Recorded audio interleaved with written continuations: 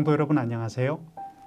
생생 성경 탐구 구약 성경 속으로 강의를 맡게 된 김춘교 목사입니다. 여러분과 함께 12주간 강의를 진행하게 될 텐데요.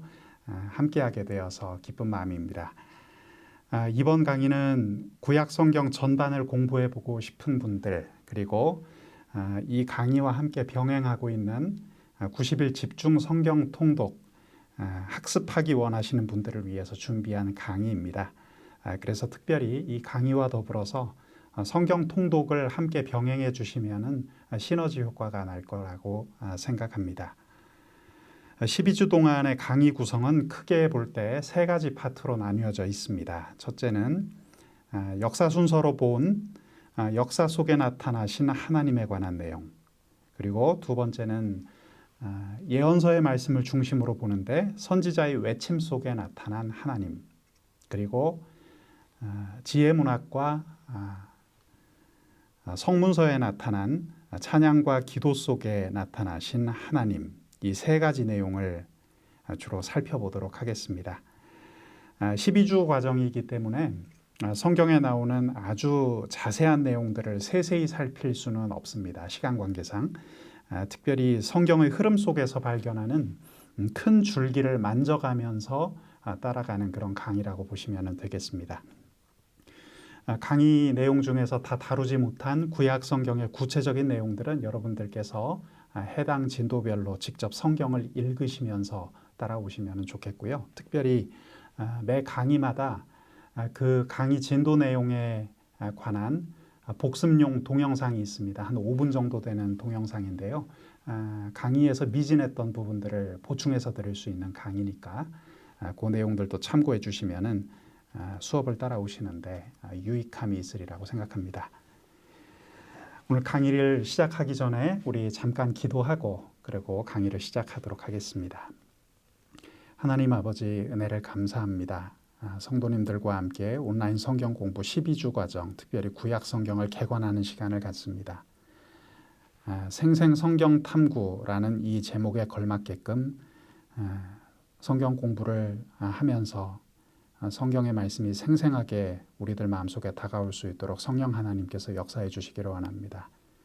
매 시간마다 집중력을 잃지 않도록 주님께서 힘을 주시고 또 하늘의 지혜를 베풀어 주셔서 이전에 알지 못하던 것들을 깨달을 수 있는 그런 귀한 시간 될 수 있도록 인도하여 주시옵소서. 예수님의 이름으로 감사하며 기도합니다. 아멘. 오늘은 특별히 역사 속에 나타나신 하나님 그 첫 번째 시간으로 창조시대에 관한 공부를 해보도록 하겠습니다. 여러분, 역사란 무엇일까요? 이 질문에 대해서 수없이 많은 사람들이 나름대로 답하려고 애를 써왔습니다. 지금 화면에 보시는 것처럼 우리나라의 신채호 선생님은 역사를 가리켜서 아와 비아의 투쟁이다 이런 말을 하셨고요. 아놀드 토인비라고 하는 영국의 역사학자는 그 유명한 말 도전과 응전이라는 단어로 역사를 정의했죠. 또한 유명한 철학자였던 헤겔은 절대정신의 자기 실현 과정이다 이런 표현을 쓰기도 했습니다. 이처럼 많은 정의들이 있었습니다만 성경은 한마디로 역사를 이렇게 보고 있습니다. 하나님께서 그 자신이 지으신 이 세계를 회복하시는 과정이다. 결국 역사란 성경에서 구속사라는 것이죠. 구속사라는 말이 조금 어려우실지 모르겠습니다. 어떤 분들은 체포 구속할 때 그 가둔다라는 의미의 구속사를 이야기하는 것인가 의문점을 가지시는 분들도 계신데요. 그렇지는 않고요. 구속사란 구원하기 위해서 속량하는 역사라는 뜻을 가지고 있습니다. 성경은 이 구속사를 창세기의 첫사람이었던 아담부터 예수 그리스도에 이르기까지의 과정으로 우리에게 보여주고 있는데요. 구약 성경은 단순히 이스라엘의 역사가 아니라 하나님께서 유대인이라는 몸을 입고 이 땅에 오시기까지의 언약과 그 성취의 역사라고 보는 것이 정확합니다. 결국 이스라엘은 도구였을 뿐이고 성경은 단순히 이스라엘의 역사가 아니라는 점부터 먼저 기억하시면 좋겠습니다. 역사에 만일이라는 말은 있으면 안 되겠지만 이해를 돕기 위해서 좀 표현해 보자면 만일 예수님께서 한국 사람의 몸을 입고 이 땅에 오셨으면 어땠을까요? 한국 역사가 구약의 역사가 되었을지도 모르겠습니다. 지금 화면에서 보시는 것처럼 구약 성경에 보면은 자주 관용적으로 쓰이는 표현이 있는데요. 단에서 브엘세바까지라는 표현이 나옵니다. 이 표현을 우리나라식으로 바꿔본다면 이런 뜻이죠. 함경도에서 제주도까지 이런 표현이 될지도 모르겠습니다. 여러분 성경을 공부하기 전에 우리가 꼭 기억해야 할 것이 있습니다. 가장 중요한 것은 성경의 배경이 되는 곳이 어느 지명이냐, 어떤 사람들, 어느 민족이 등장하느냐, 꼭 이런 것보다도 가장 중요한 것은 우리 하나님의 말씀이죠. 이 성경을 통해서 우리에게 들려주시고자 하는 하나님의 구원의 메시지가 가장 중요합니다. 그래서 이스라엘 역사 자체가 절대적으로 중요한 것은 아니고요. 사람들은 구원의 역사를 이스라엘의 역사로 보는 실수를 종종 저지르는데 예수님이 유대인이라는 육신을 입고 오셨기 때문에 생긴 오해라고 여겨집니다. 자, 이제 지금 설명드린 것처럼 구속사적인 관점을 가지고 구약 역사의 뼈대부터 살펴보는 시간을 갖겠습니다. 구약 성경에는 중요한 10가지 시대가 있습니다. 오늘 이 시간부터 차근차근 공부해 볼 창조시대, 족장시대, 출애굽과 광야시대, 정복시대, 사사시대, 통일왕국시대, 분열왕국시대, 포로시대, 포로귀환시대, 그리고 침묵시대, 이 10가지 구분된 시대를 우리가 쭉 따라가면서 공부를 해보면 구약성경 대부분의 내용이 마무리될 것입니다. 성경을 이해하기 위해서 시간의 흐름을 따라가는 방법이죠. 오늘부터 그 내용을 살펴보겠습니다. 각각의 시대에 관한 개요를 먼저 간략히 살펴보겠습니다. PPT 화면을 따라와 주시면 좋겠습니다. 그 첫 번째 시간은 창조시대 또는 원역사라고 불리는 그 시대입니다. 여러분 창조로부터 아브라함 이전까지의 시대를 창조시대라고 하죠. 오늘 우리가 보다 상세하게 다룰 내용이 여기인데요. 창조시대에서는 왜 하나님께서 아브라함이라는 인물을 선택하시게 되었나, 곧 왜 하나님이 이스라엘을 선택하게 되었나를 설명하는 부분이 바로 포인트가 되겠습니다. 이스라엘 역사 이전의 역사라고 볼 수 있는데 이것은 창조 때부터 주전 2000년경까지를 추산해서 우리가 창조시대라고 이름을 붙입니다. 이 말은 또 다른 말로 원역사라고 부르기도 합니다. 창조시대에 이어지는 그 두 번째 시대는 족장시대가 되겠습니다. 이스라엘 민족이 형성되기까지 4대에 걸친 족장의 이야기로 볼 수 있는데요. 여기서 우리가 성경에서 익히 잘 알고 있는 이름들 아브라함, 이삭, 야곱, 요셉 같은 아주 중요한 인물들을 만날 수가 있죠. 일명 믿음의 조상들의 시대라고 부를 수 있겠습니다. 학자들은 이 기간이 약 300년 정도 지속된 것으로 추정을 하는데 이 기간의 역사는 꼭 정확한 것은 아니기 때문에 성경을 읽으면서 전체적인 아웃라인, 줄기를 잘 따라오시는 것이 중요하겠습니다. 자, 이어지는 세 번째 시간은 출애굽과 광야 시대입니다. 400년간의 애굽 노예 생활에서 해방되어 약속의 땅으로 들어가기까지의 기간으로 볼 수가 있죠. 이 기간은 한마디로 이스라엘 공동체가 훈련받았던 기간입니다. 하나님을 예배하는 민족으로서의 준비 기간으로도 볼 수 있겠는데요. 성경에 기록된 것처럼 출애굽한 이후 광야를 거쳐간 이 시대는 약 40년의 시간을 보냈다고 우리가 알고 있죠. 출애굽과 광야 시대를 거쳐서 본격적으로 이스라엘 백성이라는 개념이 탄생합니다.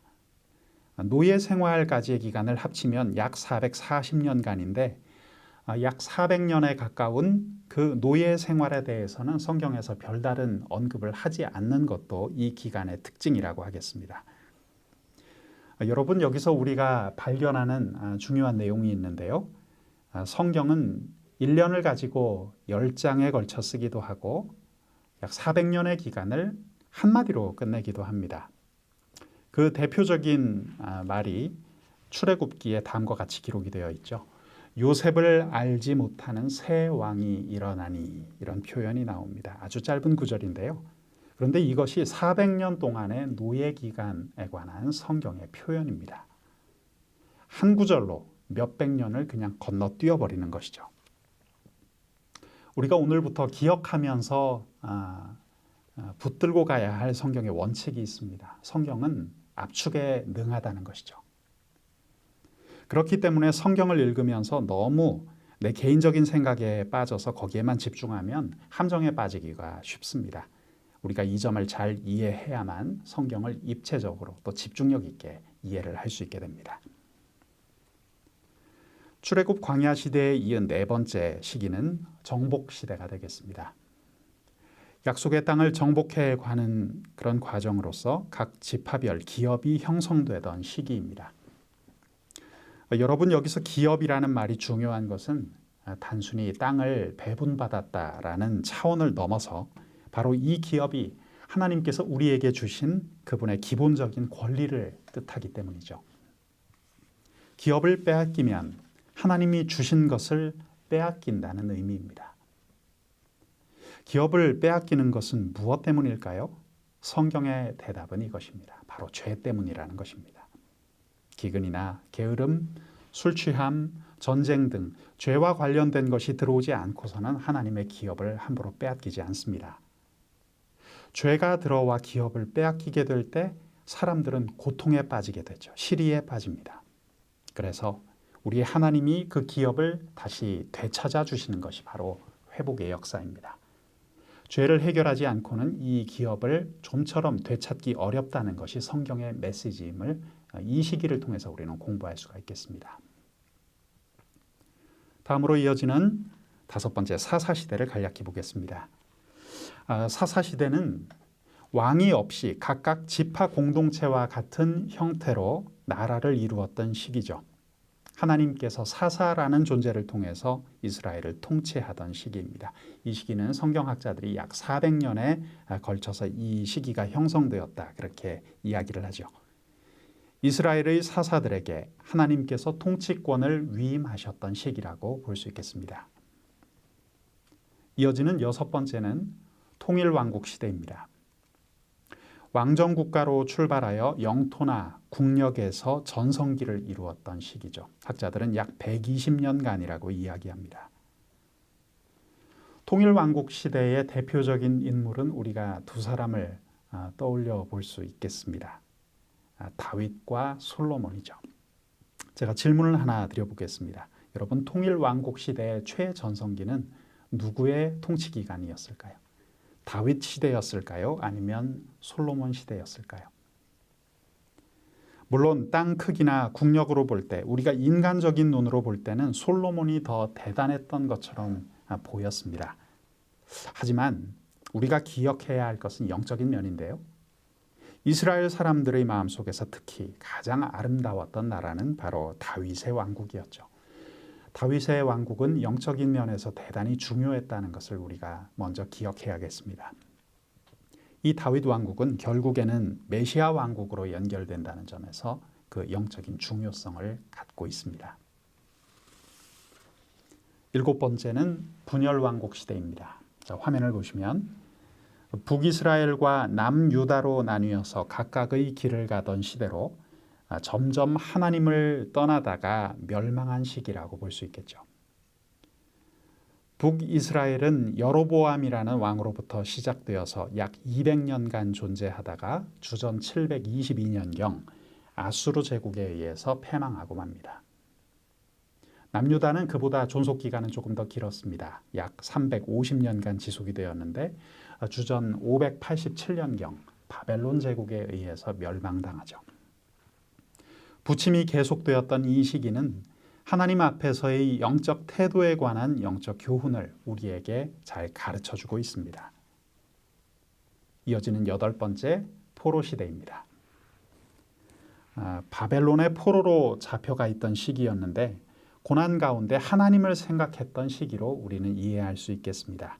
이 시기가 약 70년간에 걸쳐서 진행되었습니다. 재미있는 것은 우리나라와의 상황도 참 비슷한 것 같아요. 남북한 분열 시기를 겪은 것도 이스라엘과 우리나라가 비슷하지만 우리나라 역시 남북한이 분열되어 있던 시기가 약 70년에 가깝죠. 이스라엘은 그 포로 시대를 약 70년간 겪었다는 것입니다. 포로로 잡혀갔다가 70년이 지나면 돌아오리라던 선지자 예레미야의 예언이 이 시기에 있었다는 것을 우리가 기억하면 좋겠고요. 정말 놀라운 것은 그 예언대로 이루어졌다는 것입니다. 그래서 이어지는 그 시기가 바로 9번째 포로 귀환 시대입니다. 포로 귀환 시대에서의 핵심어는 고레스 칙령이라고 볼 수 있겠습니다. 이스라엘의 왕은 아니었죠. 페르시아, 성경에 기록된 것으로는 바사 왕이었던 고레스의 칙령이 있었습니다. 그래서 이 칙령에 따라 1차, 2차, 3차에 걸쳐서 이스라엘 백성들은 다시 고국으로 돌아오게 되죠. 열방을 다스리시는 하나님의 모습을 우리가 여기서 생생하게 경험할 수 있는데요. 하나님께서는 이스라엘의 왕이 아닌 이방 제국의 왕인 통치자 고레스를 사용하셔서 이스라엘 백성들이 고국으로 돌아갈 수 있도록 포로 귀환을 명하셨다는 것입니다. 이 점도 참 흥미로운 대목입니다. 그리고 마지막 10번째를 보겠습니다. 10번째는 침묵 시대입니다. 침묵 시대는 신구약 중간 시대라고도 불리는데요. 이름이 참 흥미롭죠. 세례 요한이 나오기까지의 일체의 선지자가 나타나지 않았던 시기라고 해서 침묵 시대라는 이름이 붙여졌습니다. 이 시기가 무려 400년간이었습니다. 여러분, 우리가 성경책을 보면 구약의 마지막 책인 말라기가 있고 신약의 첫 번째 책인 마태복음이 나오는데요. 우리가 가진 성경책으로는 딱 한 페이지만 넘기면 바로 신약으로 넘어가게 되죠. 그런데 말라기가 끝난 다음에 신약으로 넘어갈 때 책장을 넘기면은 시기상으로는 무려 400년간을 뛰어넘는다는 이야기입니다. 우리가 성경 강의를 통해서 이런 내용을 학습하지 않으면 이 내용들을 놓치고 지나가기가 참 쉽습니다. 여러분 어떠신가요? 이제 성경 전반을 집중적으로 공부해 보고 싶은 그런 생각이 드십니까? 자, 구약 시대 속 흐름을 우리가 10가지로 구분해서 간략히 살펴보았습니다. 자, 오늘은 그 중에서 첫 번째 시간 창조 시대의 이야기를 해보도록 하겠습니다. 화면을 보시면 창조 시대에 관한 그림을 하나 제가 잠깐 띄워드렸습니다. 미켈란젤로가 그린 천지창조라는 작품이죠. 천지창조의 이 주제로 미켈란젤로는 창조 시대의 상징적인 그 장면인 천지창조를 그려내었습니다. 창조 시대는 한마디로 이렇게 요약할 수 있겠습니다.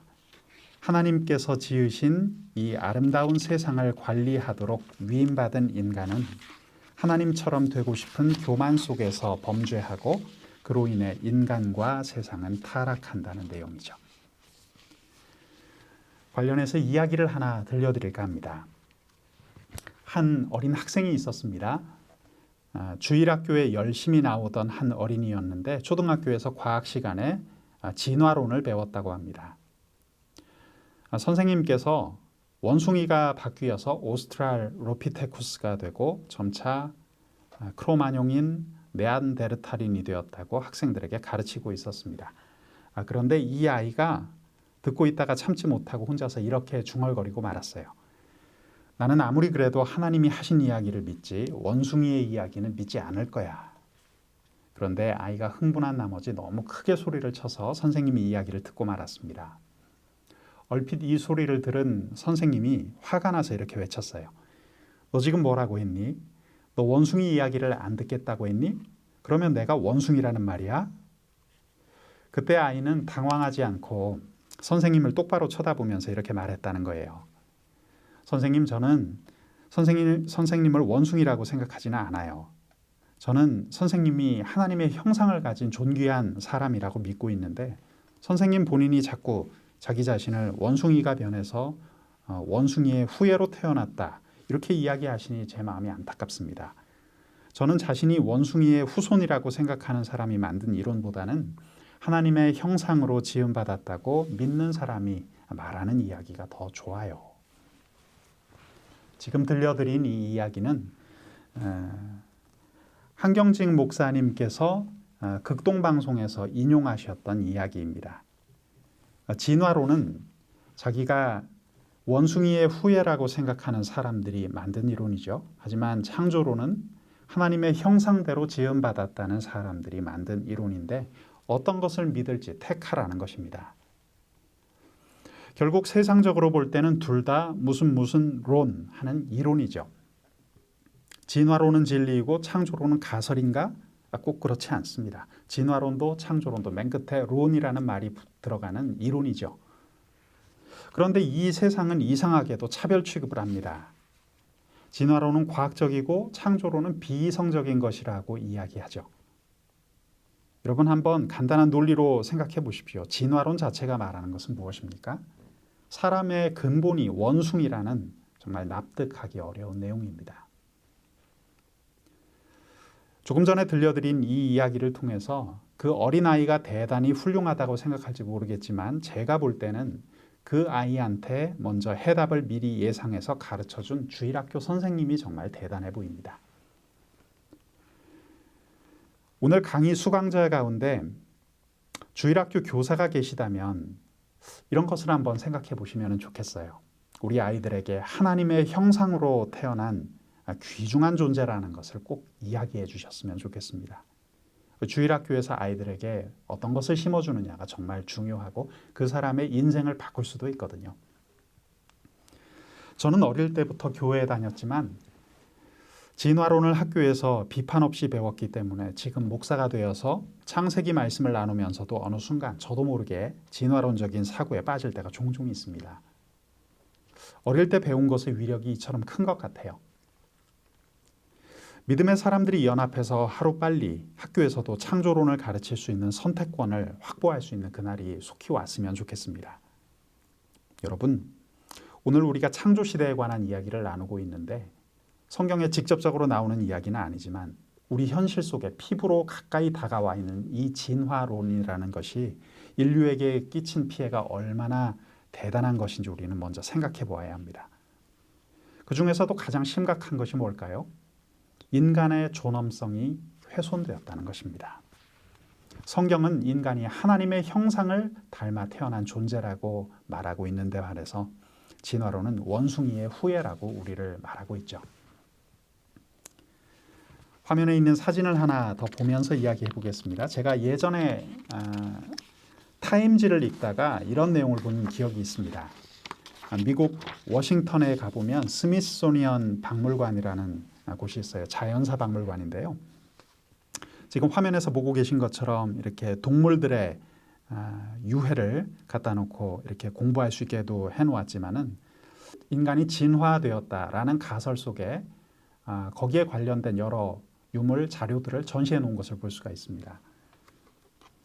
예전에는 진화론에 입각한 전시물을 세워 놓을 때 연도별로 짜 맞추어서 오스트랄로피테쿠스, 네안데르탈인, 크로마뇽인 순서로 진열을 했었는데 이 기사에는 이런 내용이 있었어요. 이제는 오스트랄로피테쿠스의 연도를 조정해서 크로마뇽인과 같은 연도라고 써붙여 놓았다고 합니다. 덜 진화된 것은 오래된 것이고 더 진화된 것은 낮은 것이라고 했다가 뭔가 과학적으로 맞지 않는 것이 생기니까 급하게 손을 대었다는 이야기입니다. 여러분, 사실 진화론이 과학적으로 맞느냐 틀리느냐 이게 결정적으로 중요한 것은 아닙니다. 이 세상에 한 점의 오류 없이 객관적인 학문, 가치 중립적인 그런 학문이 어디 있겠습니까? 어떤 학문이든 가장 중요한 것은 인간에게 어떤 삶을 가져다 줄 수 있는가 하는 문제가 중요하죠. 아무리 객관적으로 맞게 보이는 진리라고 해도 인간 자체를 파괴시키는 것이라면 그것은 학문으로서의 가치가 떨어집니다. 진화론이 진리냐 아니냐를 떠나서 그 이론을 우리가 받아들였을 때 사람에게 어떤 영향을 주느냐가 정말 중요하죠. 여러분, 진화론은 공산주의의 이론적인 기초가 되기도 했습니다. 또 진화론이 있었기에 현대인들이 지닌 자유성관계나 동성애 같은 성적인 이슈들이 합리화되기도 했습니다. 이렇게 되면서 하나님께서 세우신 인간의 가치가 서서히 침식되었습니다. 여러분, 인간은 어떤 존재인가요?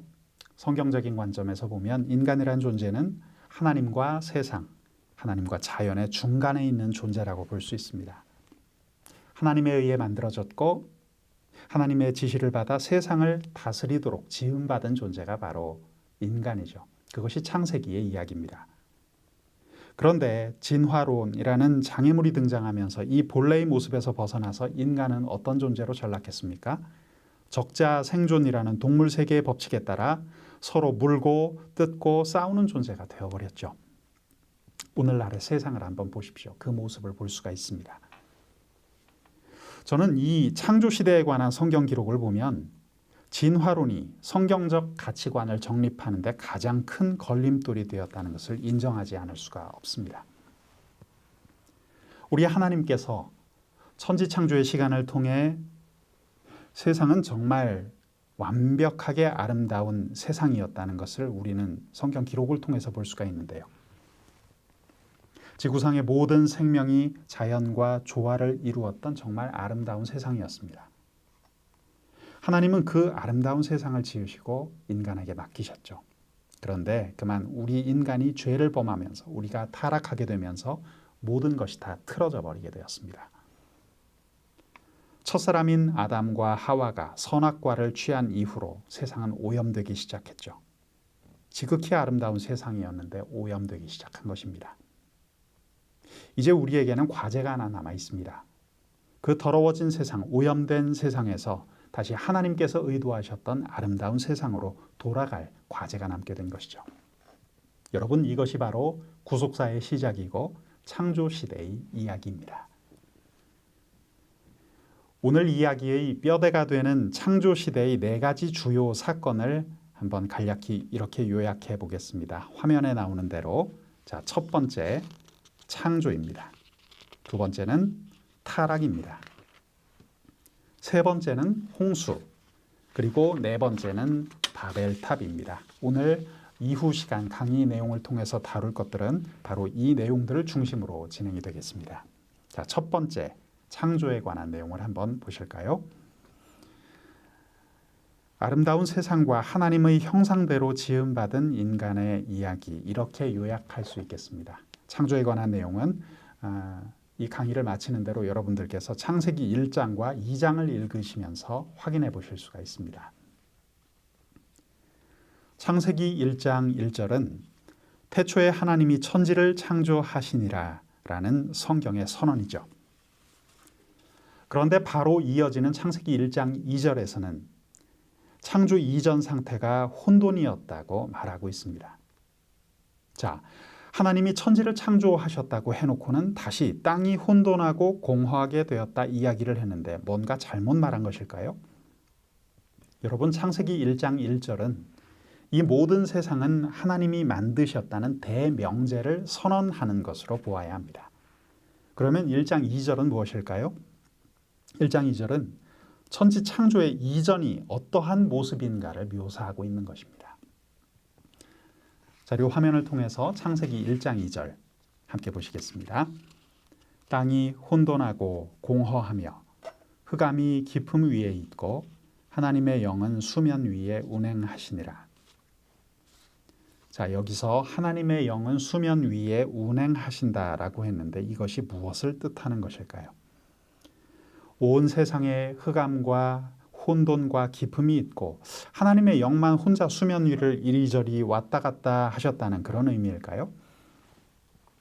여러분, 성경 해석에는 여러 가지 방법들이 있습니다. 물론 그런 해석도 가능하겠지만 저는 이 대목에서는 조금 다르게 보아야 할 필요가 있다고 생각합니다. 성경이 우리가 생각하는 것보다 훨씬 더 깊은 차원의 것이기 때문입니다. 제가 지금 말씀드리는 것도 성경의 참 진리의 만분의 1밖에 모르는 것입니다. 그만큼 성경의 깊이는 어마어마한 것입니다. 이 말씀에서 영이라는 말에 해당하는 원어인 루아흐는 바람이라고도 번역될 수가 있는데요. 예수님께서도 이 단어를 쓰셨습니다. 요한복음 3장 8절에 보시면 예수님께서 바람이 임의로 불매 네가 그 소리는 들어도 어디서 와서 어디로 가는지 알지 못하나니 성령으로 난 사람도 다 그러하니라. 자, 이 말씀에서 이 단어가 쓰였죠. 이것은 참 절묘한 비유입니다. 왜 갑자기 바람이 나왔는가 하면 성령도 루아흐라는 말이기 때문이죠. 루아흐가 임의로 부는 것처럼 성령도 우리가 모르지만 눈에 보이지 않지만 분명히 존재하신다는 겁니다. 이처럼 히브리어는 한 단어가 두 가지 내지 세 가지를 의미하는 경우가 참 많습니다. 자, 여기서 루아흐는 바람이니까 자, 결국 여호와의 바람이 수면에 불더라라는 뜻도 될 수 있다는 것이죠. 자, 그러면 여호와의 바람이라는 말은 무슨 뜻일까요? 이게 단순히 하나님에게 속한 바람이다 이런 의미를 넘어서 성경에 이런 표현들이 가득하다는 것을 우리가 먼저 보아야겠습니다. 성경에서 여호와의 또는 하나님의 이렇게 시작하는 말은 대부분 형용사적인 용법을 가지고 있습니다. 그러니까 이런 뜻이죠. 이 뜻은 위대하다, 영어로는 great, 위대하다라는 뜻의 형용사죠.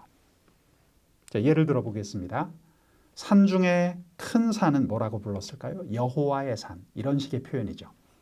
불 중에 센 불은 여호와의 불, 날 중에 큰 날은 여호와의 날이 됩니다. 자, 그렇다면 하나님의 아들들이라는 표현은 어떤 뜻일까요? 굉장한 용사다, 이런 의미를 가지고 있는 것입니다. 그래서 하나님의 무엇 여호와의 무엇 이런 표현이 나오면 이것은 형용사적인 의미로 접근해 볼 가치가 있습니다. 창세기 1장 2절에서 하나님의 영은 수면 위에 운행하시니라 라는 이 말씀은 굉장한 바람이 수면 위에 불고 있었다라는 뜻으로도 해석될 여지가 충분합니다. 즉 원시 대기와 같은 창조 이전의 혼돈한 상태를 묘사하고 있는 것이죠. 제가 이 해석을 단정짓지는 않겠지만 어떤 뜻으로 말씀드리고 있는지 이해하시겠죠? 여러분, 성경에는 이런 비밀이 수도 없이 깔려 있다는 겁니다. 제가 하나의 예를 들었지만 표면적인 것을 가지고 성경이 맞네 틀리네, 내 생각하고 다르네 아니면 같네 이렇게 왈가왈부하는 것은 큰 의미가 없습니다. 단순 표현을 억지로 꿰어 맞추는 이런 시도들이 성경을 읽는 사람들 가운데 상당히 많이 있습니다. 조심할 필요가 있어요. 오히려 성경을 읽을 때는 지금 내가 이해하기에는 언뜻 받아들여지지 않더라도 하나님의 성령의 감동과 또 학문을 깊이 연구하려는 자세를 통해서 이 말씀이 깨달아질 수 있다라는 생각을 가지시고 더욱더 겸손한 마음으로 말씀 앞에 서야 합니다. 저는 성경을 연구하면 연구할수록 성경에는 말이 안 되는 부분이 없다라고 인정하게 됩니다. 정말 다 말이 되거든요. 우리가 몰라서 우리가 지식이 부족해서 말이 안 되는 것처럼 느껴질 뿐이죠. 성경에는 우리가 지금 아는 것보다 훨씬 더 깊은 내용들이 들어있으니까 앞으로 성경을 읽고 공부하실 때 더욱 겸손한 자세로 진지한 자세로 접근해 보시기 바랍니다. 자, 창조 이전에 물 위로 어마어마한 바람이 불고 있었다라고 생각해 볼 때 그러면 여기서 말하는 수면이란 무엇을 말하는 것일까요? 창조 역사에서 물은 맞불이라는 단어로 표기가 되는데 이것은 창조된 물이 아니라 어떤 혼돈의 세상을 의미하는 것입니다. 그리고 성경에 기록된 궁창이라는 말은 물과 물 사이의 공간을 의미하죠. 이 궁창 위의 물과 그 아래의 물이 맞불이라는 말입니다. 아주 흥미롭고 재미있는 구조로 되어 있습니다. 이런 내용을 토대로 창세기의 말씀을 조금 더 상세히 들여다보겠습니다. 창조 이전 상태는 혼돈이었지만 창조된 세계는 완벽한 아름다움과 질서 그 자체였습니다. 창조 세계가 얼마나 질서가 있었는지 우리 한번 자료 화면을 통해서 정리를 해보겠습니다. 자료 화면을 통해서 살펴보면 이렇게 되어 있죠. 첫째 날에는 하나님께서 빛을 만드셨습니다. 그리고 둘째 날에는 궁창을 만드셨습니다. 셋째 날에 만드신 것은 무엇이죠? 땅과 바다. 넷째 날은요, 해와 달과 별들을 만드셨습니다. 다섯째 날에는 새와 물고기를 만드셨어요. 그리고 마지막 여섯째 날에는 짐승들과 채소와 우리 인간을 만드셨습니다. 자, 그런데 가만히 이 내용들을 들여다보면 어떤 법칙이 있다는 것을 알 수가 있어요. 재미있습니다. 자, 첫째 날 화면을 보고 한번 따라와 보시죠. 첫째 날하고 넷째 날이 연결되는 것을 볼 수 있어요. 자, 그 다음으로 둘째 날과 다섯째 날이 연결되는 것을 볼 수 있습니다. 그리고 셋째 날과 마지막 여섯째 날이 연결되는 것을 볼 수 있어요. 이런 뜻입니다. 첫째 날에 무엇을 만드셨습니까? 빛을 만드셨어요. 그래서 넷째 날에는 이 빛과 관계된 것들이 창조된 거예요. 이를테면 해와 달과 별 같은 발광체를 만드셨다는 것이죠. 둘째 날에는 궁창이 있는데 이 궁창 위의 물과 궁창 아래의 물로 나뉘니까 다섯째 날에는 무엇을 만드십니까? 그 공간을 날아다닐 수 있는 새와 물속을 다니는 물고기를 만드셨다, 이런 뜻입니다. 그리고 셋째 날에는 땅과 바다를 나누셨는데 여섯째 날을 보십시오. 땅에 사는 짐승, 거기에 사는 채소, 그리고 그것을 돌볼 수 있는 인간을 만드셨다는 거예요. 이런 법칙이 있습니다. 보시기에 심히 좋았더라 하신 하나님의 탄성이 창세기에 기록되어 있는데 얼마나 완벽하고 아름다운 질서였는지 모릅니다. 이것이 하나님이 행하셨던 창조의 역사라고 볼 수 있어요. 그리고 이 대목 이하의 성경을 우리가 계속 읽어 나가다 보면 한 가지 뚜렷한 메시지 하나를 발견하게 되는데요. 그것은 바로 인간입니다. 하나님의 이 모든 창조 역사는 결국 인간에게 집중되어 있거든요. 하나님은 이 세상을 창조할 때 사실 인간을 위해 만반의 준비를 하신 겁니다. 천지창조의 그 많은 날 속에 인간을 위한 것들이 가득하죠. 인간을 잘 살게 하기 위해 빛을 만드셨습니다.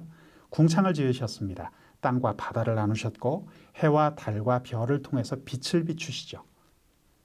공간 속에서는 새와 물고기를 만드시고 땅에서 먹을 수 있는 채소와 우리와 어울려 살아갈 수 있는 동물들, 짐승까지 만드셨습니다. 인간을 위해서 이 모든 것을 다 만드신 것이죠.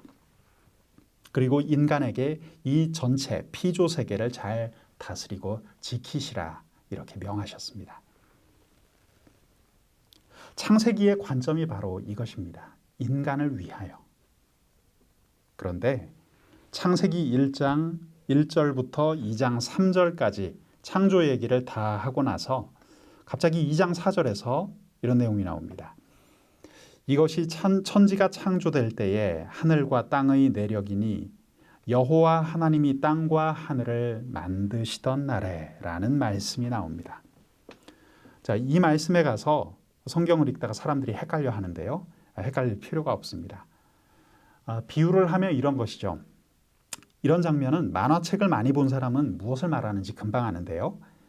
만화책을 보다 보면 롱샷으로 전체 컷들이 진행이 되다가 클로즈업 되는 부분이 나옵니다. 자, 이처럼 세상 창조를 다 기술해 놓으시고 2장 4절부터는 인간 창조가 이루어진 여섯째 날만 줌으로 당겨서 크게 보여주겠다. 이런 뜻으로 이해하시면 되겠습니다. 구체적으로 인간을 어떻게 만들었는가를 이야기하는 것입니다. 여러분, 성경은 단층 구조가 아니라 복합 구조로 이루어져 있습니다. 이것을 염두에 두지 않고 단층으로만 단순히 판단하려고 하면 성경 읽기가 어렵게 느껴집니다. 성경은 지금 말씀드린 것처럼 롱샷과 클로즈업을 왔다 갔다 하거든요. 이런 구조를 먼저 기억하시고 성경을 읽어보시기 바랍니다. 창세기 1장 26절, 28절의 말씀처럼 인간은 세상의 관리자로 창조되었죠. 그래서 인간의 또 다른 별명은 선한 청지기입니다. 인간이 하나님의 형상으로 지어졌다는 것은 여러분 중요하죠. 왕 같은 존재로 지어졌다는 것을 의미하는 것입니다. 모든 인간은 왕처럼 존귀하고 이 아름답고 광활한 자연을 다스리는 자로서의 역할을 하도록 지어졌다는 말입니다. 자, 성경에 나오는 특별히 창세기에 나오는 말 중에서 핵심어가 있는데 하나님의 형상이라는 말이죠. 이 하나님의 형상이라는 말을 놓고서 굉장히 많은 이론이 나왔습니다. 아마 지금까지 하나님의 형상이라는 말로 논문을 쓴 사람이 한둘이 아닐 것입니다. 심지어 독일의 진화론적인 신학자는 하나님의 형상은 직립보행을 말한다라는 이야기도 했습니다. 다들 짐승처럼 걷다가 하나님의 형상을 닮아서 직립보행을 했다는 것이죠. 또 어떤 윤리학자들은 하나님의 형상이 양심을 말한다라고도 이야기했습니다. 하지만 우리에게 중요한 것은 성경의 의미겠죠? 여러분, 성경 신학적으로 볼 때 하나님의 형상은 무엇을 뜻하는가? 그것은 왕을 의미합니다. 왕, king. 고대 근동에서는 왕들에게만 신의 형상이라는 말을 붙였습니다. 이집트의 파라오도 그렇고 당시 왕들은 전부 다 신의 형상이라고 했습니다. 하나님의 형상대로 지어진 이 인간에게 어떤 명령이 주어졌을까요? 그 내용 창세기 1장 27절 28절 내용을 통해서 우리 함께 살펴보겠습니다. 자료화면 보실까요? 하나님이 자기 형상 곧 하나님의 형상대로 사람을 창조하시되 남자와 여자를 창조하시고 하나님이 그들에게 복을 주시며 하나님이 그들에게 이르시되 생육하고 번성하여 땅에 충만하라. 땅을 정복하라. 바다의 물고기와 하늘의 새와 땅에 움직이는 모든 생물을 다스리라 하시니라. 아멘. 자, 이 말씀이 바로 하나님께서 우리 인간에게 주신 첫 번째 사명이었습니다. 이 일들을 누가 한다는 것이죠? 왕이 한다는 것입니다. 이것이 영적으로 정말 중요한 의미를 가지고 있습니다. 여러분, 왕은 아무리 작은 나라의 왕일지라도 절대로 남의 밑에서 일하지 않죠. 왕 위에는 아무도 없습니다. 왕 위에는 오직 한 분, 하나님만이 계십니다. 이것이 바로 신의 형상입니다. 신의 형상을 가졌기에 인간은 왕 같은 존재로 창조되었다는 거예요. 여러분, 이런 관점에서 볼 때 오늘날의 인간의 모습을 한번 다시 들여다보십시오. 어떠한 인간도 다른 인간 아래에 있을 수 없습니다. 또 어떤 인간도 남의 위에 올라설 수 없습니다. 이것이 바로 인간 평등과 인간 존엄성의 기초가 되죠. 이런 배경이 있기 때문에 성경의 근본 정신은 노예 제도를 부정하는 것이 맞았습니다. 자, 지금 자료 화면을 보시면 두 사람의 사진이 나오죠. 미국에서 노예 제도를 폐지했던 우리가 잘 아는 에이브러햄 링컨 대통령, 그리고 또 한 사람은 영국에서 노예 제도를 먼저 폐지했던 윌리엄 윌버포스라는 정치가입니다. 여러분, 노예제 폐지는 성경의 정신에 부합하는 역사적인 사건이었습니다. 그리고 이 노예제 폐지를 주도했던 이 대표적인 두 인물은 정말 신실했던 하나님의 사람들이었습니다. 우리가 창세기를 제대로만 공부하면 인간이 얼마나 평등하고 얼마나 존엄한 존재인지를 금방 알게 됩니다. 또한 인간에게 주어진 책임은 하나님의 뜻을 받들어 피조 세계를 전부 지혜롭게 다스리는 것이었습니다. 여러분, 오해하지 마시기 바랍니다. 그것은 피조 세계, 자연 위에 군림하라는 뜻이 아닙니다. 돌보라는 뜻입니다. 그렇기에 환경을 함부로 파괴하는 것이 아닙니다.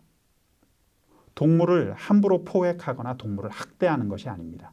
이런 정신은 우리가 메시지를 받아서 우리 생활 속에서도 적용할 수 있는 내용이죠. 창세기 2장 15절을 보십시오. 하나님께서 말씀하십니다. 여호와 하나님이 그 사람을 이끌어 에덴 동산에 두어 그것을 경작하며 지키게 하셨다. 이 말씀은 오늘 우리에게도 얼마나 중요한지 모릅니다. 우리가 정말 창세기 2장 15절에 있는 이 성경의 정신을 꼭 붙들고 살아왔더라면 오늘날과 같은 코로나19 바이러스가 창궐하는 이런 상황을 맞이하지 않았을 수도 있습니다. 이 말씀을 다시 보십시오. 경작하며 지키게 하시고 잘 돌보거라, 이런 뜻입니다. 그렇습니다. 인간은 이 피조 세계를 파괴하는 자가 아니라 선한 청지기로서 돌보는 존재죠. 그리고 세상을 책임지는 자입니다.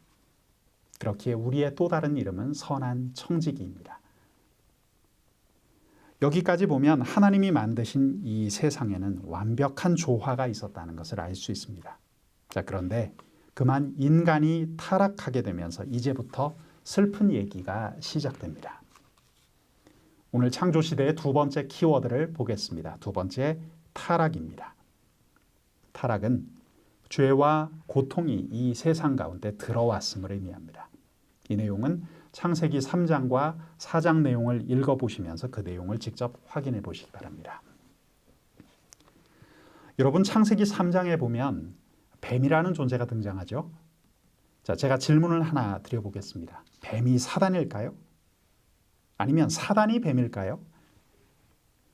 순진하게 뱀이 사단이다라고 맹목적으로 믿어버리면 성경을 깊이 이해하기가 어렵습니다. 정확히 말해선 사단이 뱀의 모양으로 나타난 것이지 뱀 이꼴 사단인 것은 아닙니다. 이 뱀의 모양으로 나타난 사단의 꾀임은 선악과를 따먹으라는 것이었지만 사실 이것도 피상적인 의미입니다. 조금 더 깊이 들어가 보면 어떤 뜻이 있느냐. 하나님처럼 되라는 이 사단의 말이 중요한 것이죠. 이것이 아주 중요합니다. 하나님처럼 된다는 것은 곧 교만을 의미하죠. 결국 이것이 인간 타락의 첫 걸음이 되었습니다. 인간은 하나님처럼 되고 싶다는 끝없는 욕망을 가진 존재라는 것을 알아야 합니다. 자기 삶의 주인은 나라고 믿고 내가 내 삶을 독점하는 것이 곧 교만이죠. 그래서 여러분, 오늘 이 내용을 잘 붙드시기 바랍니다. 공식처럼 기억하셔도 좋겠습니다. 교만은 곧 타락이다. 저를 한번 따라해 보실까요? 교만은 곧 타락이다. 오늘 강의 내용 중에서 가장 중요하다고 생각하는 적용 포인트가 저는 이거라고 생각합니다. 우리 안에 교만이 언제부터 들어왔는가? 지금 우리 안에는 교만이 없는가? 인간을 타락으로 이끌어서 지금 이렇게 살아가고 있는 이 세상 가운데 교만이 없는가? 이 점을 한번 생각해 보시죠. 결국 이렇게 교만, 타락이 우리 가운데 들어옴으로써 인간은 범죄하게 되었고 그 다음부터는 영적인 연쇄 반응이 계속해서 일어나게 됩니다. 먼저 하나님과 인간의 관계가 파괴되었습니다. 그리고 인간과 인간 사이의 관계도 파괴되기 시작했죠. 이 관계의 파괴는 자연과의 관계 파괴로도 이어졌습니다. 창세기 3장 17절, 18절에도 그 내용이 있죠. 자연이 더 이상 소산을 내지 않고 가시덤불과 엉겅퀴를 내기 시작합니다. 그래서 교만 다음에 반드시 따라오는 것이 관계 파괴입니다. 여러분, 교회도 마찬가지죠. 교만한 사람이 들어와 있으면 반드시 관계 파괴가 일어납니다. 이것은 100% 영적 공식입니다. 만약 공동체 내에 싸움이 붙었다면 그 배후에는 반드시 교만한 사람이 있습니다. 관계 파괴는 고통을 안겨줍니다. 관계가 파괴되면 반드시 죄가 그때부터 증폭되기 시작합니다. 여러분, 죄의 속성이 뭔지 아세요? 죄는 가만히 있지 않거든요.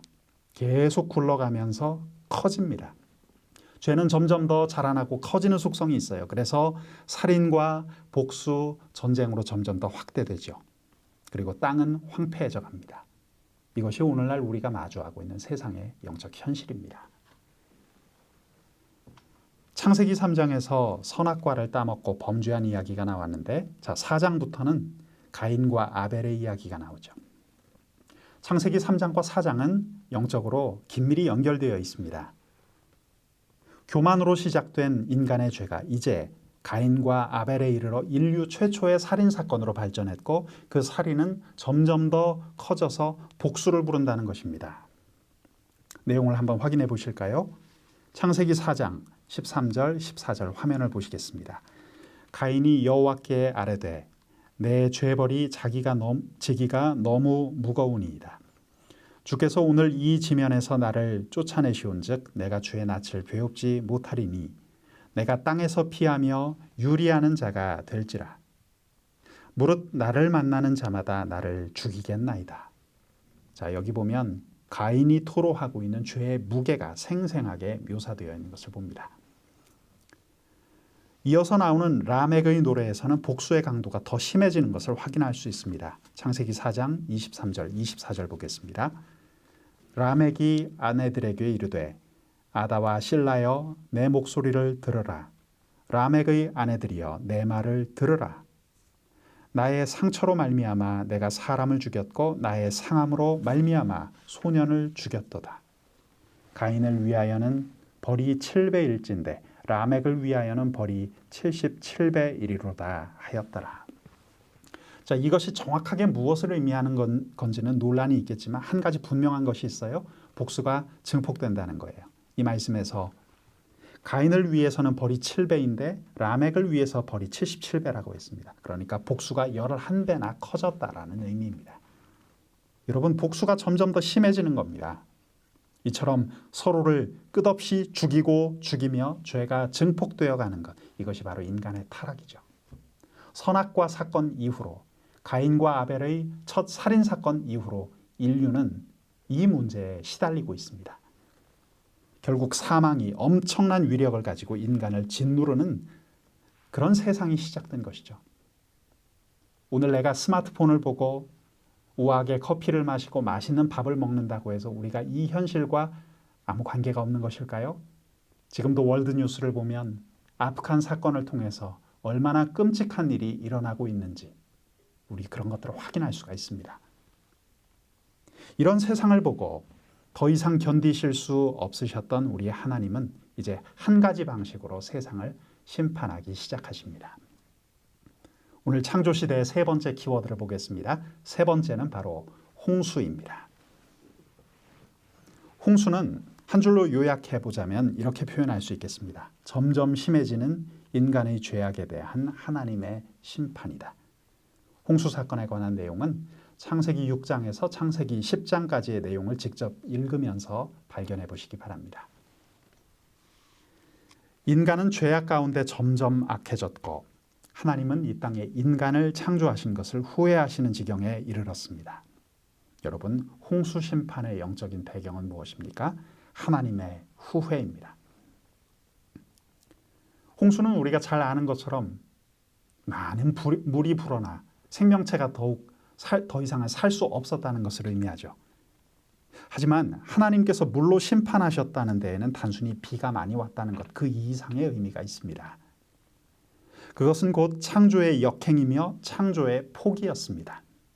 이것을 보다 정확하게 이해할 필요가 있습니다. 여러분, 그때 비가 위에서만 내렸을까요? 그렇지 않아요. 위에서뿐만 아니라 밑에서도 물이 올라왔다고 되어 있습니다. 히브리 세계관에 보면 궁창 위에도 물이 있고 아래에도 물이 있습니다. 이것을 제가 아까 맞불이라는 말로 설명을 드렸습니다. 이 물, 맞불이라는 것은 끝없이 밀고 들어오려는 그런 성질을 가지고 있죠.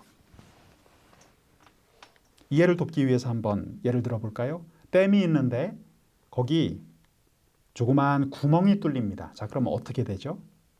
그 댐이 가만히 있습니까? 그 안에 담겨져 있던 물이 세차게, 거세게 밀고 들어오죠. 바로 그것을 의미하는 것입니다. 위에 물도 밀고 들어오려고 하고 아래에 있던 물도 밀고 들어오려고 하는데 이 밀고 들어오려는 창문을 창조 질서 속에서는 우리 하나님께서 하나님의 손으로 막고 계셨다는 것입니다. 자, 그런데 인간이 범죄하게 되면서 하나님께서는 이 땅에 죄가 관영한 것을 보시고 내가 후회한다라고 하시면서 이 문을 잡고 있던 손을 놔버린 것입니다.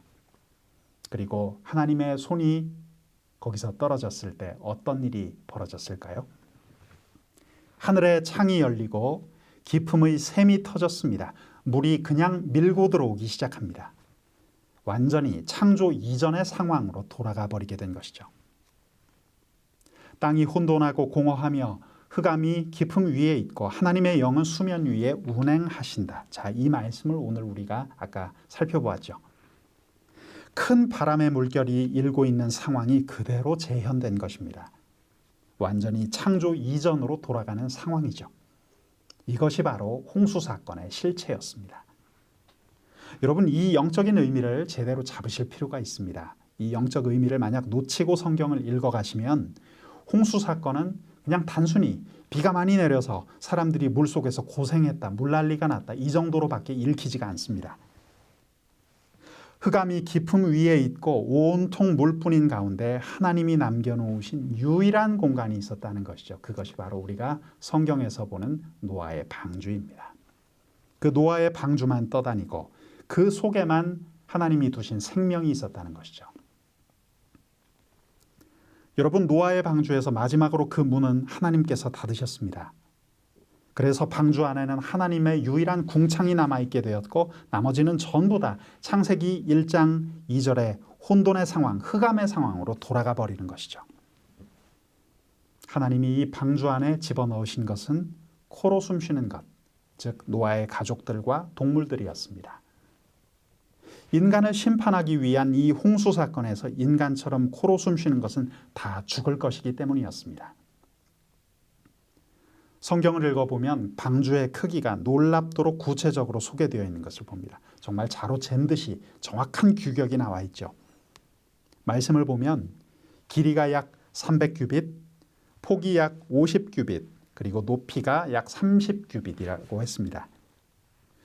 여러분, 규빗이라는 단위는 제 손끝에서 여기 팔꿈치까지의 길이를 의미하는데요. 이 길이를 만약 평균 50cm 정도로 환산해 본다면 이렇게 됩니다.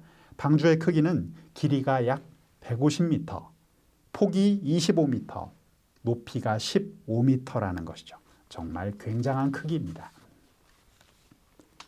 하나님께서는 인간의 수명이 120년이 되리라고 하셨는데 그것은 앞으로 120년 뒤에 하나님께서 심판한다는 뜻이었습니다.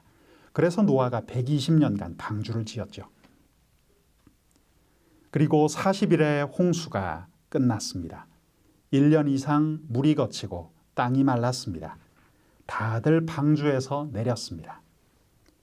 하나님께서는 이제 노아의 가족들로부터 새로운 일을 시작하고자 하셨습니다. 내가 다시는 홍수로 세상을 심판하지 않을 것이다. 왜냐하면 인간이 생각하는 것이 어려서부터 악하기 때문이다. 라며 하나님께서는 그 약속으로 구름 속의 무지개를 보여주시죠. 우리는 이렇게 생각하기 쉽습니다.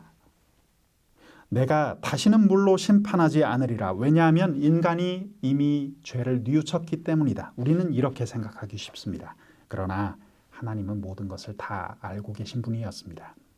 하나님께서는 인간이 그렇게 쉽게 변하는 존재가 아니라는 것을 알고 계셨죠. 인간은 그 생각하는 것이 어려서부터 악하기 때문입니다.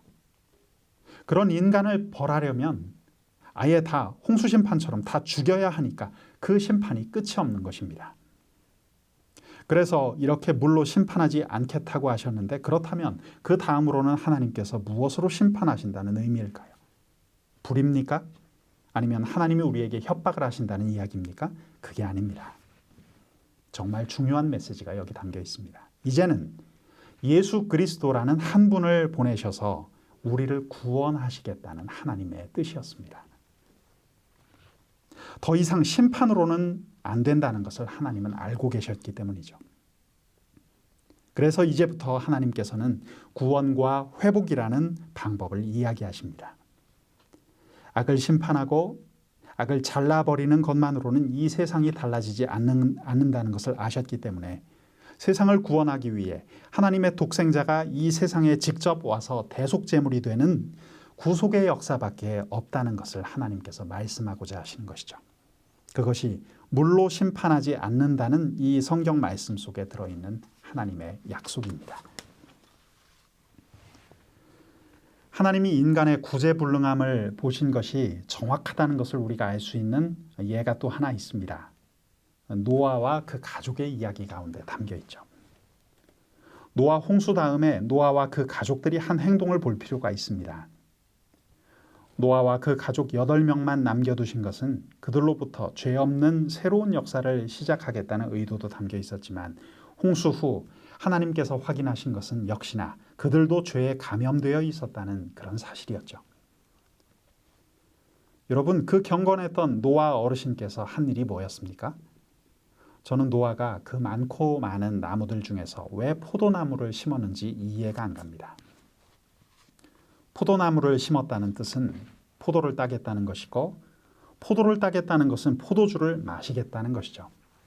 결국 노아는 그 포도즙을 잔뜩 먹고는 깊은 잠에 들었습니다. 버릇도 고약하게 다 벗고 알몸인 채로 말이죠.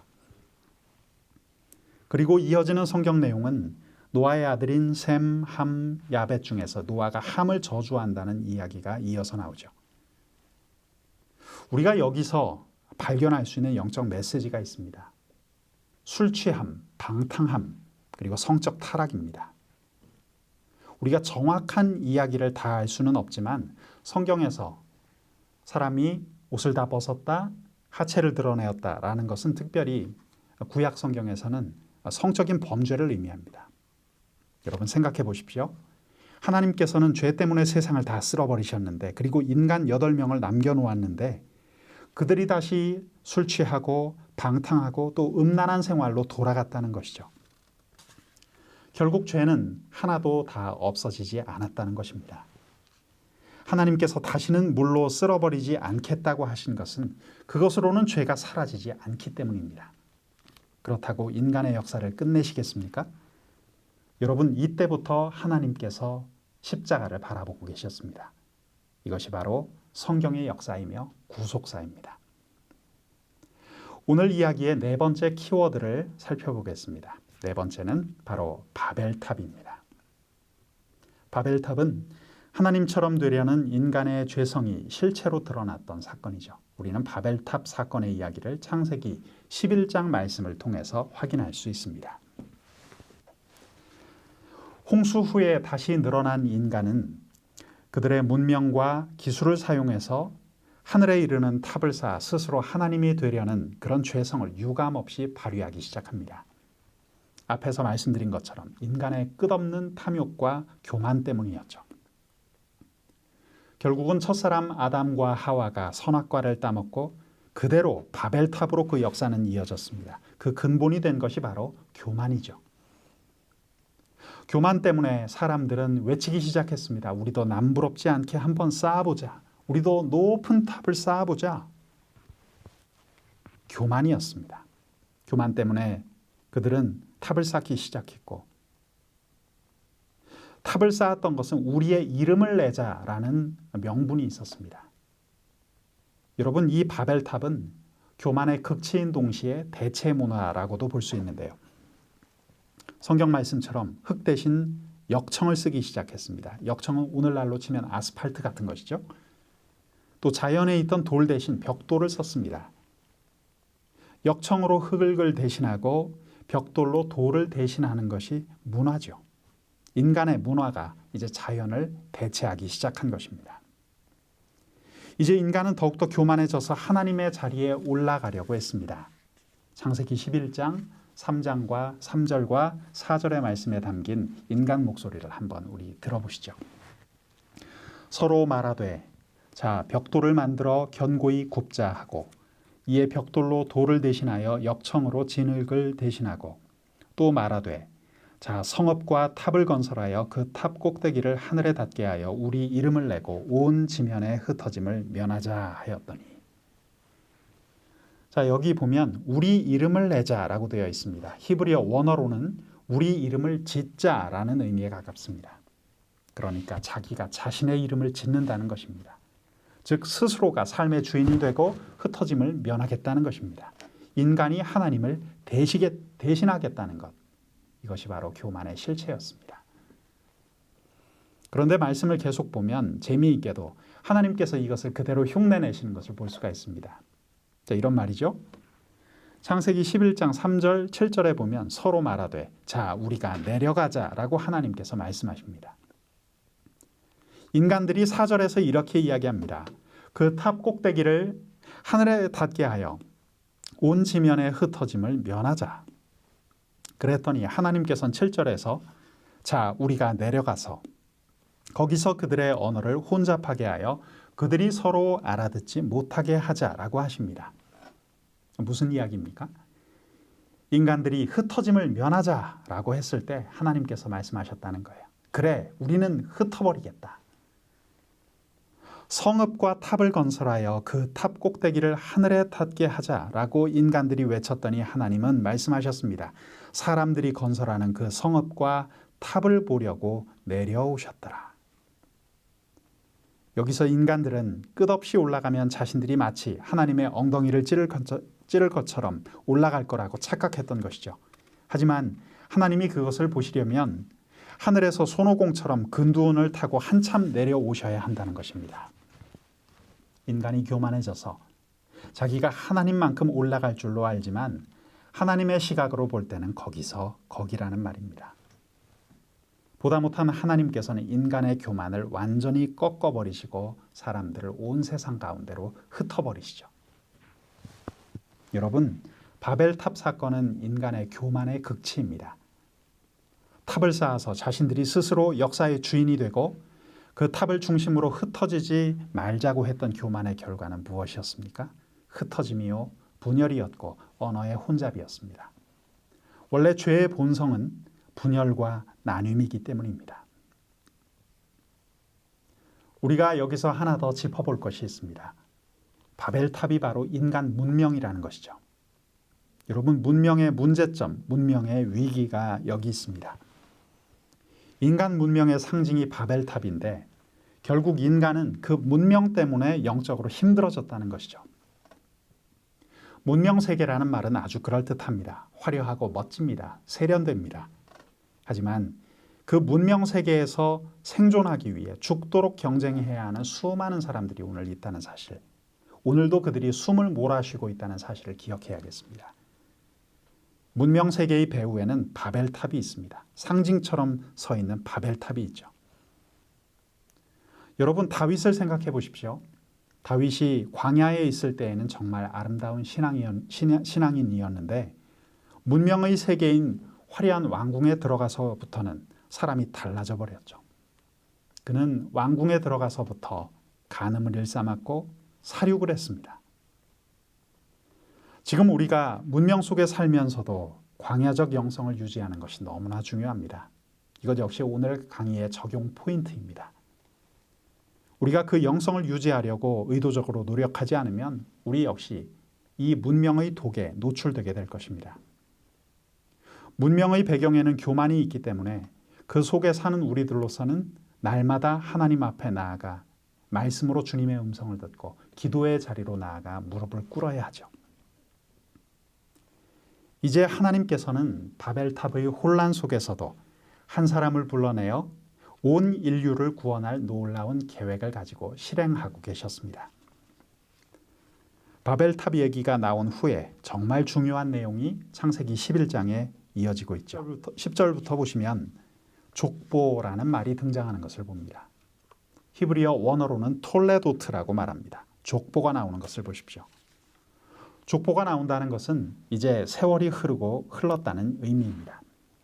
그런데 그 족보가 27절에 집중되고 있습니다. 우리 말씀 함께 보실까요? 데라의 족보는 이러하니라. 데라는 아브람과 나홀과 하란을 낳고 하란은 롯을 낳았으며. 지금 읽은 창세기 11장 27절 말씀은 무심코 읽어 내려가기 쉬운 구절입니다. 하지만 이 안에 어마어마한 스토리가 여기서부터 펼쳐지기 시작합니다.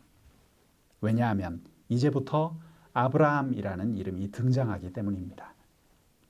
하나님께서 아브라함을 부르실 수밖에 없었던 것은 홍수로 심판해도 그 인간이 여전히 범죄했기 때문입니다. 결국 인간이 바벨탑까지 쌓는 장면을 우리 오늘 함께 보았습니다. 하나님은 이 땅을 멸망치 않게 하려면 이제 한 민족을 택하고 그들에게 하나님의 약속을 주고 복의 근원으로 삼을 수밖에 없었다는 결론을 내리고자 여기까지 성경의 이야기를 이끌고 오신 것입니다. 오늘 1강의 내용을 마치겠습니다. 다음 이 시간에는 2강 족장시대의 이야기로 찾아뵙도록 하겠습니다. 한 주간도 성도 여러분 말씀과 동행하시기 바랍니다. 승리하십시오. 감사합니다.